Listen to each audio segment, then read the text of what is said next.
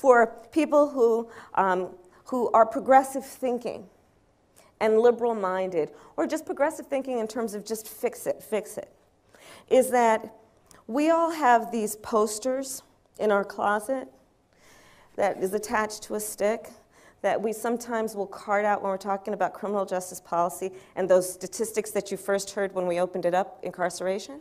And we run around with these signs, build more schools, less jails. Build more schools, less jails. And we walk around everywhere, build more schools, we protest, build more schools, less jails. Put money into education, not prisons. There's a fundamental problem with that approach, in my opinion. And it's this. I agree with that conceptually, but you have not addressed the reason I have 3 padlocks on my front door.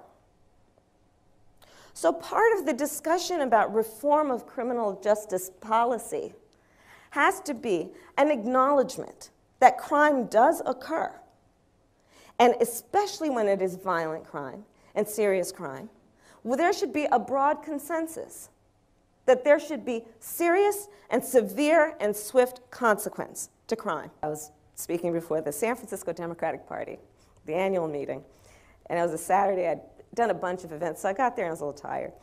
And I got to the podium, and I looked out at the San Francisco Democratic Party.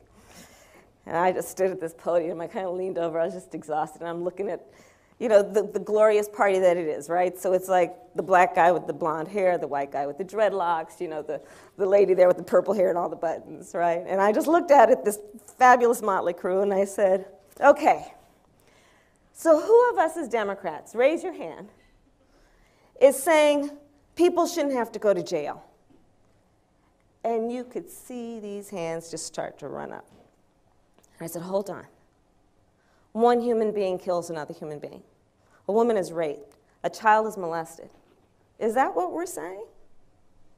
So the knee-jerk response was to suggest we don't want law enforcement and public safety. But that's not what we mean.